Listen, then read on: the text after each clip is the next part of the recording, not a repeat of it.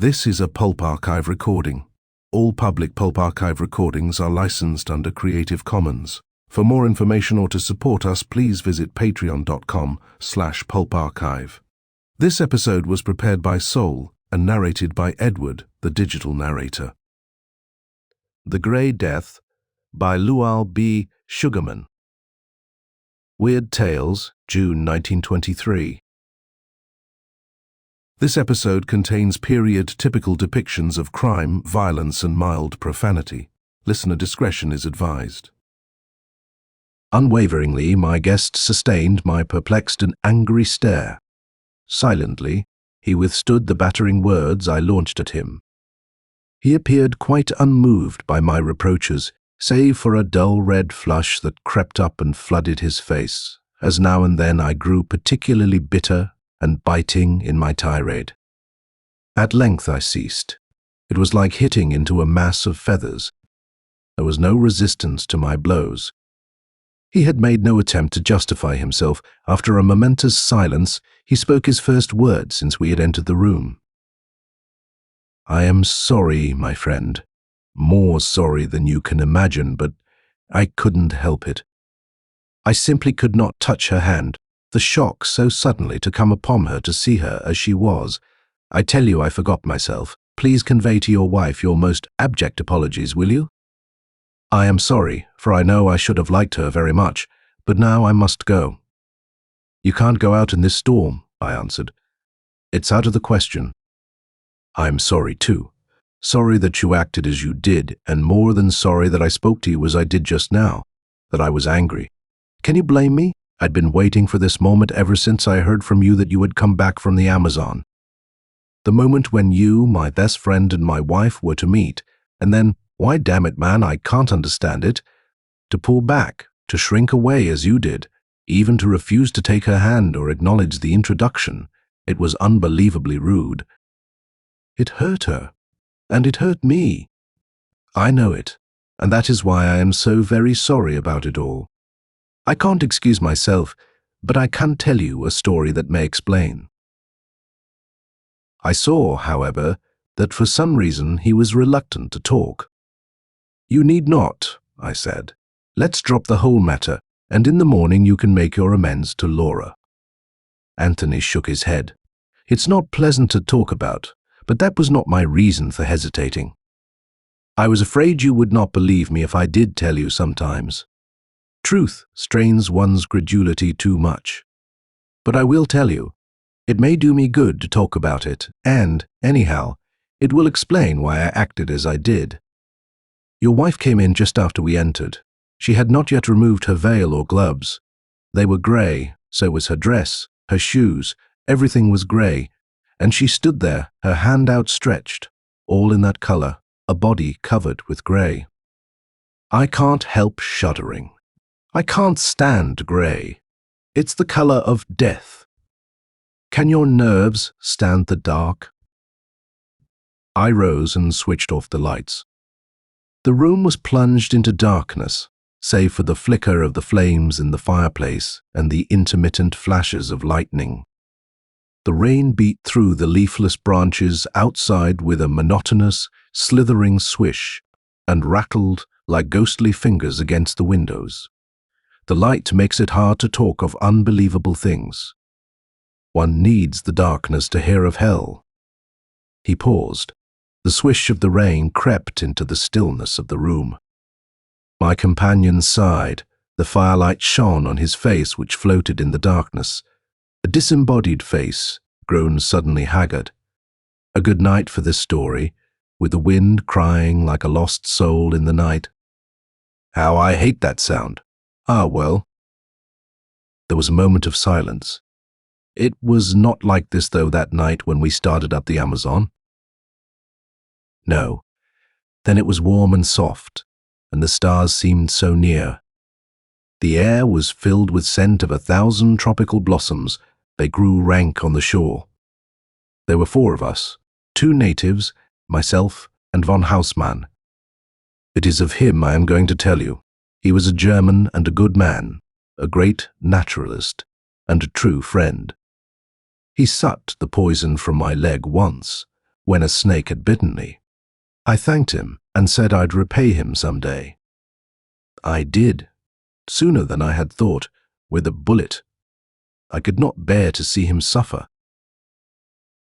The man sat there, gazing into the flames, and I listened to the dripping rain fingering the bare boughs and tap-tapping on the roof above.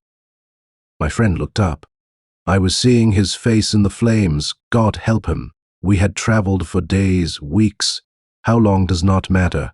We had camped and moved on. We had stopped to gather specimens, always deeper into that evil undergrowth. And as we moved on, von Haussmann and I grew close. One either grows to love or hate in such circumstances, and Sigmund was not the sort of man one would hate. I tell you, I loved that man. One day we struck into a new place. We had long before left the tracks of other expeditions. We trekked along, unmindful of the exotic beauty of our surroundings, when I saw our native, who was up ahead, stop short and sniff the air. We stopped, too, and then I noticed what the keener, more primitive sense of our guide had detected first. I was an odor. A strange odor, indefinable and sickening.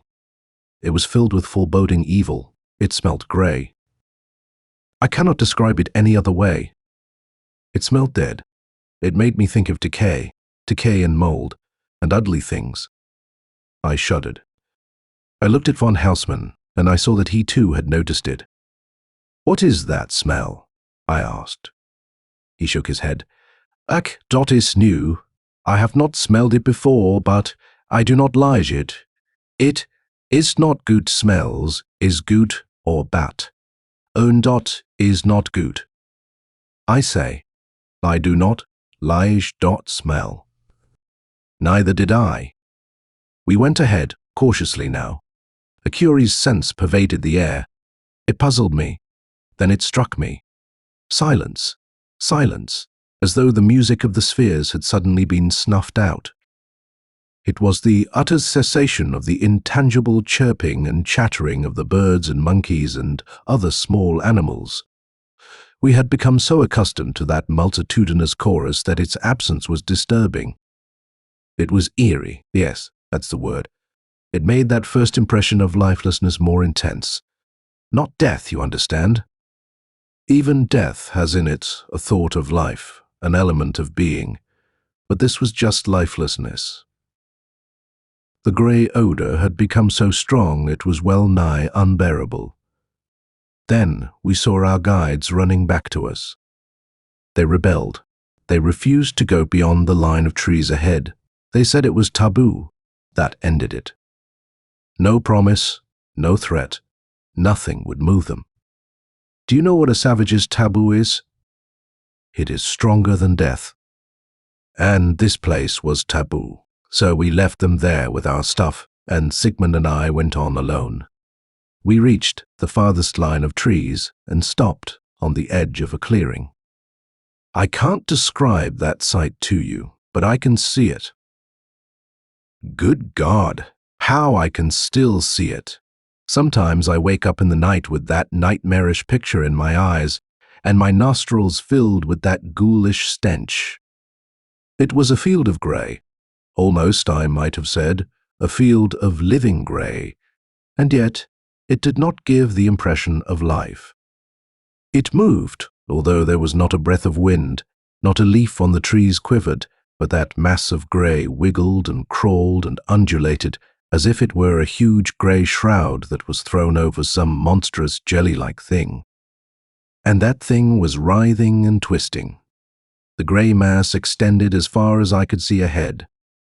To the right, the sandy shore of the river stopped it, and to the left and in front of us it terminated at a distance of a few yards away from the trees, where a belt of sand intervened.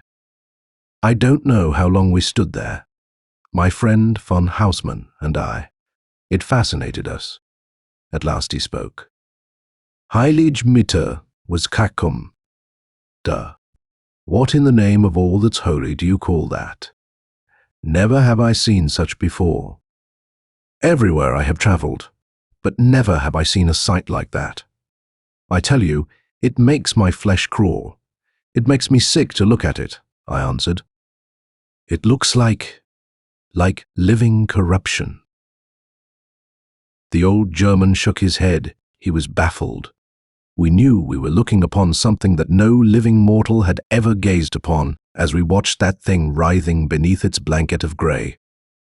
We walked slowly and cautiously across a strip of sand to the edge of the grey patch. As I bent over, the pungency of the odour bit into the membrane of my nostrils like an acid, and my eyes smarted. And then I saw something that drove all other thoughts from my mind. The mass was a moss-like growth of tiny grey fungi. They were shaped like miniature mushrooms, but out of the top of each grew a countless number of antennae that twisted and writhed around ceaselessly in the air.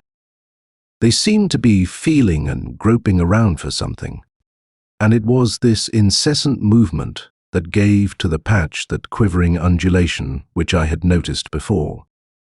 I stared until my eyes ached.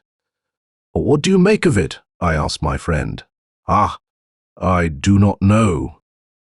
It is incomprehensible. I have never seen such a thing in my whole long life. It is, I should say, some sort of a fungoid growth. Yes, it is clearly that. But the species, that is not so clear. And those little feelers on a fungoid that is new. It is unheard of, see? The damn things are like lifting fingers, the eyes and twist like they are feeling for something not. I am exceedingly curious, and I am baffled, and my friend, I do not like that, impatiently. He reached out a stick he was carrying, a newly cut stout edge of dried wood. He stirred around with it in the growth at his feet. And then a cry broke from his lips. "Ach du lieber Gott! Nie Gott! Ein Himmel! Sieh da!" I looked where he was pointing. His hand trembled violently, and, little wonder, the stick, for about 12 inches up, was a mass of grey. And as I watched, I saw, steadily growing before my eyes, that awful grey creep up and surround the wood. I am not exaggerating. I tell you, in less time than it takes to tell, it had almost reached von Hausmann's hand. He threw it from him with an exclamation of horror. It fell in the grey growth and instantly vanished. It seemed to melt away. Sigmund looked at me. He was pale at last. He sighed. "So, we learn on wood it grows. I might have guessed. That is the reason no trees are here.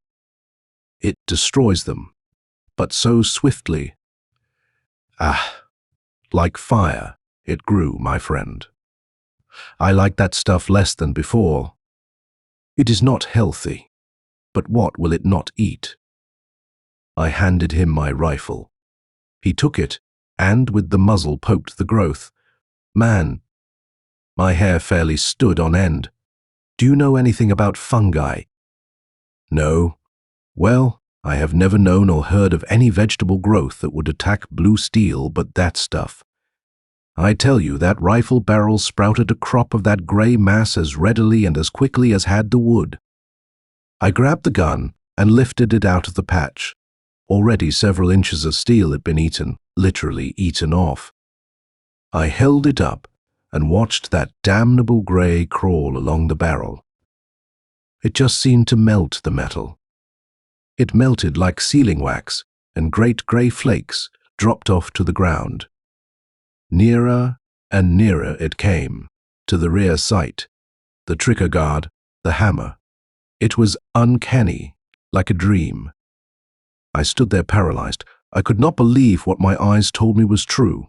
I looked at Sigmund. His mouth was open and his face was white as death. I laughed at his face that seemed to tear away the mist. He yelled and pointed, and I looked down. Not 2 inches from my hand was that mass. I could see those feelers reaching out toward my hand, and I was sick. Indistinctly, I threw the gun from me. Aimlessly, blindly, it fell on the sand belt outside the grey mass. Hardly had it struck the sand before the growth had reached the butt, and then there was nothing to be seen but a tiny patch of that grey, poisonous thing. And as I looked, it began to melt, gradually, steadily. It was disappearing. "Quick! Quick!" shouted von Haussmann, and we ran over to the spot. By bending over, we could see what was happening.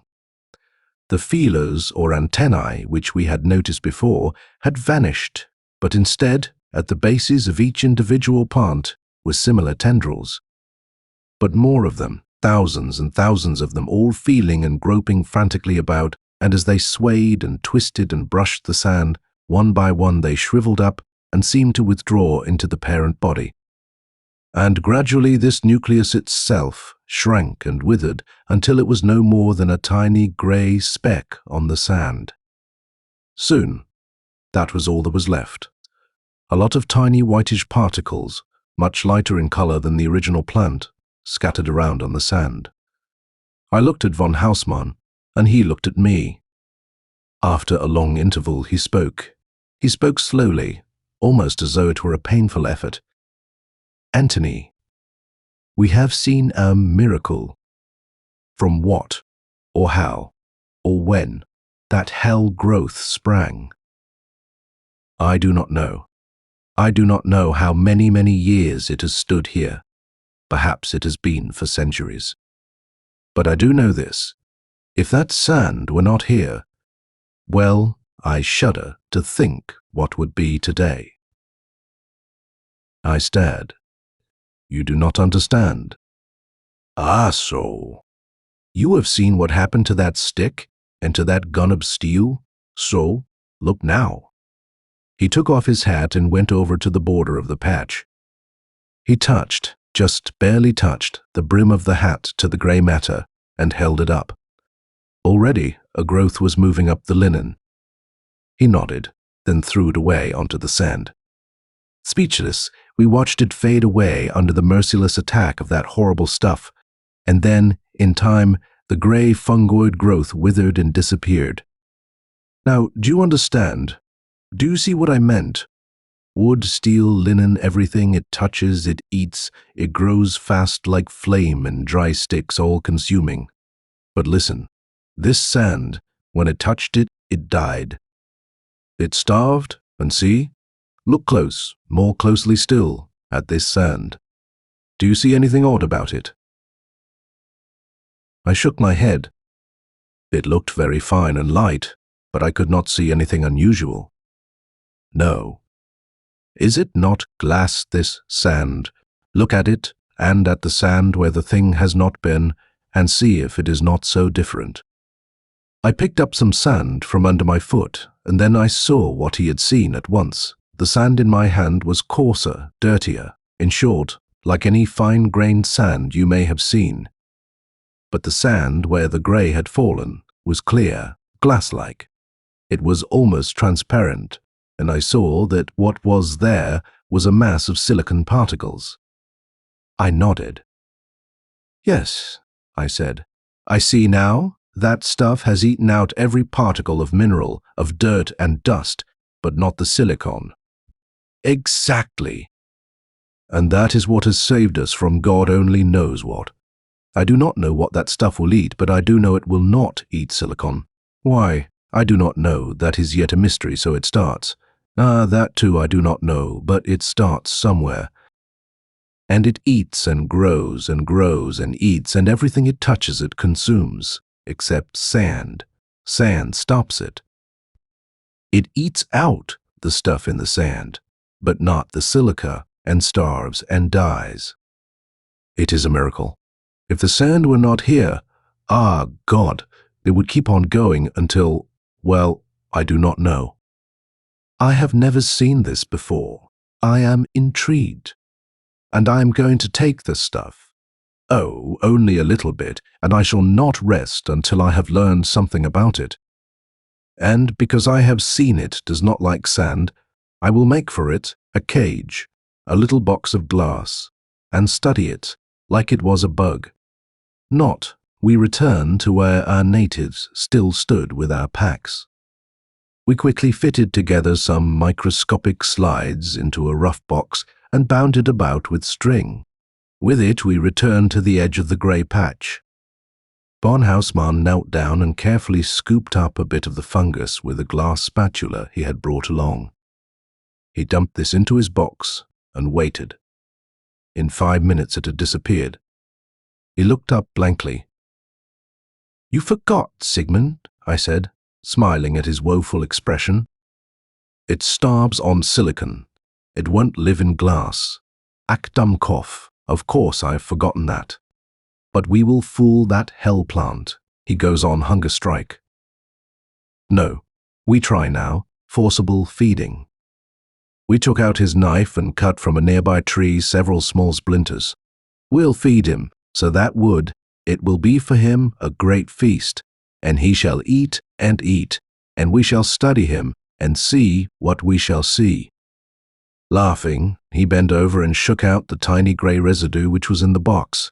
He dropped in a sliver of wood and was bending over to refill his box when I felt a sting on my foot. I looked down, and my heart stood still, on my shoe.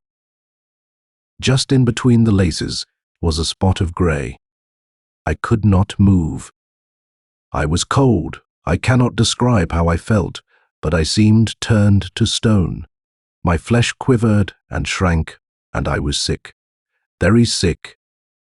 Sigmund looked up, startled, and then he looked at my feet. The next thing I knew, I was on my back, my foot in his hand.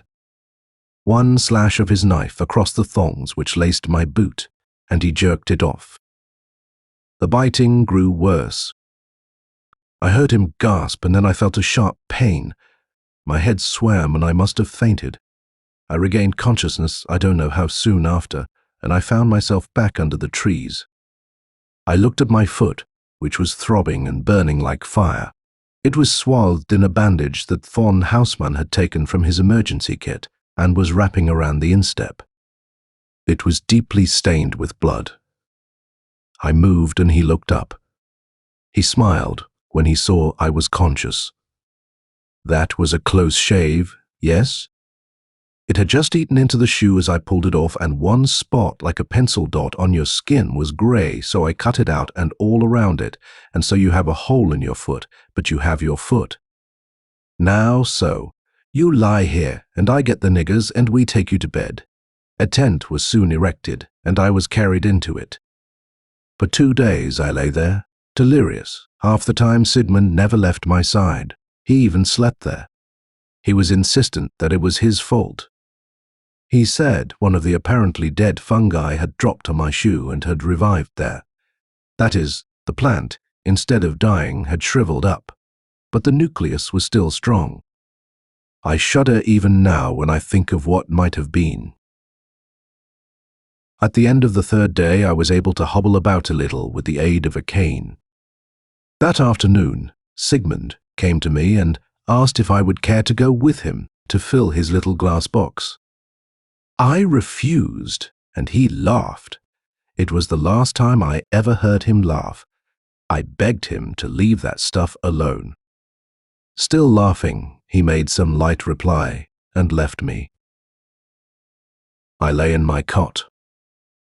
I was filled with forebodings. The heat was intense, and I must have dropped off to sleep. I dreamed horrible, troublesome, weird dreams. I awoke, bathed in a cold sweat. I felt sure something was wrong, that someone was calling for me. I got to my feet and left my tent. No one was in sight. I tried to laugh at my premonition. I bitterly regretted that I had allowed my friend to override my persuasions. Hurrying as much as was possible, I started toward the clearing. My foot throbbed and ached. It tortured me. I seemed weighed down. Once I stumbled in my eagerness. It was horrible, like a nightmare. I must have covered half the distance when I heard a scream. What a shriek it was! I wake up nights, even now, hearing it. It was unrecognizable, like some unearthly animal. Just that one scream. My stick hindered me. I threw it away and ran. My blood was cold in my veins, but I felt not one twinge of pain in my foot. At last, I came to the edge of the clearing, and there, God. It makes me sick even now to think of it. The speaker paused. His face was chalky, and he shuddered and buried his face in his hands. I think he was crying. Outside, the wind still howled, dully, monotonously, eerily. Sometimes it would shriek and scream, then my friend's voice again, level, dead, cold. I looked out. I saw Sigmund standing on the sand. I can see him as plainly as though he were here now. His face was ashen. He was looking down.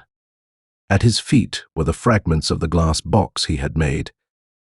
He was holding out his hands, looking at them. They were grey and they writhed and twisted, but his arms were still. He was not even trembling. My tongue clove to the roof of my mouth, and my throat was dry. But at last I called to him. "Sigmund, Sigmund," I cried, "for God's sake." He looked up, and I tell you, I never want to see such a face again. I can never forget it, the face of a soul in torment. He looked at me and held out his arms. His hands were gone, flaked off in large, grey, writhing drops to the sand at his feet. He tried to smile, but couldn't. Another grey thing dropped off. I was dizzy with sickness. It was unbelievable. And then he spoke. His voice was well-nigh unrecognizable. It croaked and broke. "Done for, my friend. I feel it eating to my heart. Be merciful and help me. Shoot quick through the forehead." His words beat through the stupor clouding my brain. I started toward him, hands outstretched. I could not speak. "Hype, for God's sake! Stop! Stop!" The words brought me to a stop. "Sigmund, my friend, what?" "Do not come near me. Would you also be so tormented? What that grey touches, it consumes. Do not argue, I say, but shoot. Heilige Mutter, why do you not shoot?" His voice rose into a shriek of agony. What was left of one arm had sloughed off. The other was almost gone. A little mound of grey grew larger at his feet. His flesh was consumed. Skin, blood, and bone absorbed by that vile grey thing, and he shrieked in agony and prayer. Both arms were gone, and the stuff at his feet had already begun to eat through his boots. I shot him. Between his eyes I saw him fall, and I fainted. When I came to, there was only a mound of tiny grey fungi, greedily reaching their hellish tentacles for sustenance, and slowly shriveling up into tiny light grey specks of dust on a glossy patch of sand. Thank you so much for hanging out today. My name is Sol, and this is the Pulp Archive. Now, if you had fun, I'd appreciate it if you could like, subscribe, comment, and share. That stuff really helps. And like most stories we cover here, today's was recommended by you. So, if there's a story you'd like to see, send us an email at pulparchivelibrary@gmail.com. We'd love to cover it. If you'd like to support the podcast and keep us going, consider subscribing to our Apple channel or becoming a member on Patreon. Just visit patreon.com/pulparchive. For as little as $5 a month, you'll get access to all our podcasts and private explicit episodes that wouldn't be allowed publicly. We feature almost every genre of pulp fiction, horror, detective, western, and even sports. Special thanks to our patrons who make the podcast possible and make every episode of the Pulp Archive happen. Every episode is dedicated to our Patreon members. I truly could not do this without you.